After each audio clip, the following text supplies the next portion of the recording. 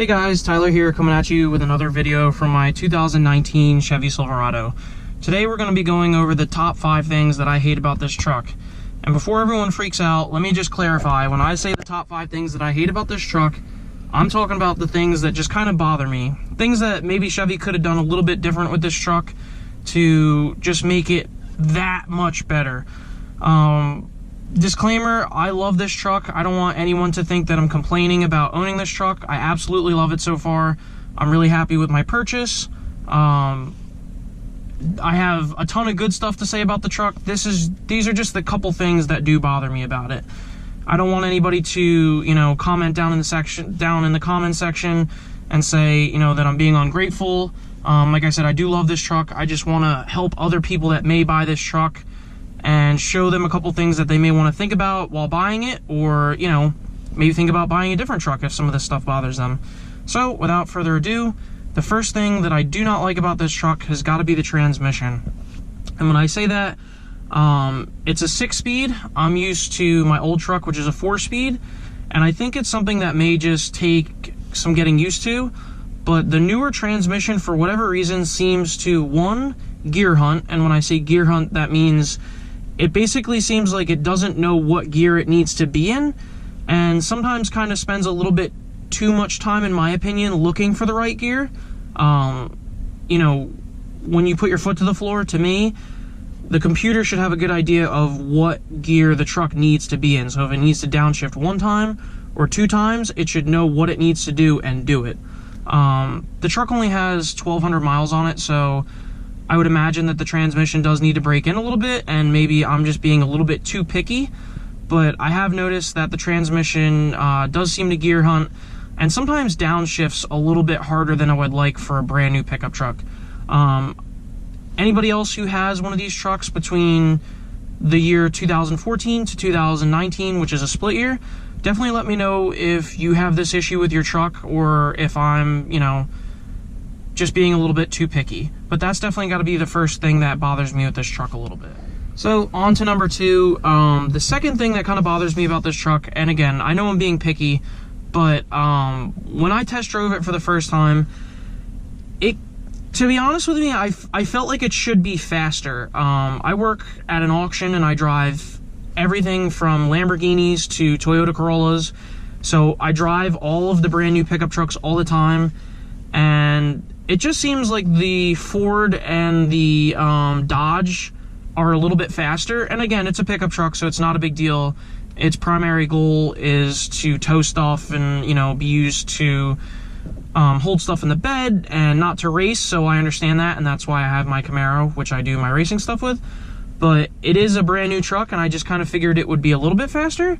So again, I know I'm being a little bit picky. I just kind of figured, going from my 2005 to now a 2019, I figured it would be a lot faster, and it's just not a whole lot faster. Still quick, but not a whole lot faster. So again, on to number 3, being super picky with this truck because I really like it, but this is something that I feel like Chevy could have done differently, and it would have made the truck that much cooler.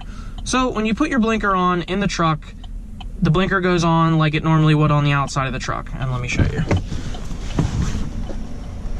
So the only thing that I wish Chevy did differently with the blinkers on these is they had the perfect opportunity to do a sequential blinker. And when I say a sequential blinker, that would mean that the blinker would travel from one side to the other, back and forth, and give you that flowing blinker pattern, instead of it just coming on and off, on and off, on and off. And again, the blinker works perfectly just the way it is.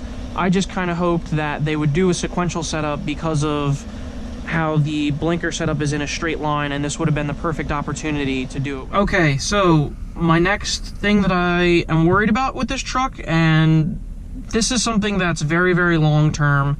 I've only had the truck for 1,200 miles, and I don't know if this is actually going to happen. Like I said, I'm being very picky with this truck because I really do like it, and I'm just trying to help other people think about what could happen with their truck. My only gripe with the interior, which I love the interior, is these buttons here.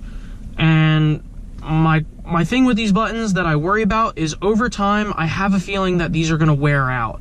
And again, I'm in different vehicles every day, all day at work, and I can just kind of tell what interior parts are going to last and what interior parts are not going to last. And I have a feeling that over time, these soft touch buttons, which are super nice right now and feel nice, you know, to the touch on your fingers, I just have a feeling that these are going to wear out. I have a feeling that the designs on them is going to wear out, and eventually it's going to be hard to see what these buttons represent. And again, the truck is brand new, so I don't know that for a fact. I just have a feeling with my knowledge from working with vehicles that these soft touch buttons are going to be an issue later on in the future. Anybody that has a vehicle with over 100,000 miles in this body style, comment down below. Let me know. Do these buttons last, or am I right on this and they're going to eventually fade and it's going to be something that I'm going to have to worry about in the future? Alright, so my last gripe with this truck. It's a 2019, and something that it doesn't come with kind of surprises me. And I think you can get this on the LTZ model. I'm not 100% sure, but I feel like this is something that, you know, this is a new truck. A lot of the new trucks have it, and this doesn't have it, which bothers me. And that is the cargo lights in the bed. So when you turn on the button here, that gives you your third brake light, which lights up top, like you can see. But there's no bed lights under here. So you would think that there would be bed lights here, here, and maybe even up front to light up the bed area while you're working. And I know that the third brake light does that job pretty well, but I feel like with the newer trucks, this is something that should definitely be included, because a lot of the newer trucks are coming with it, and the Silverado at this trim level, which is an LT, does not have it.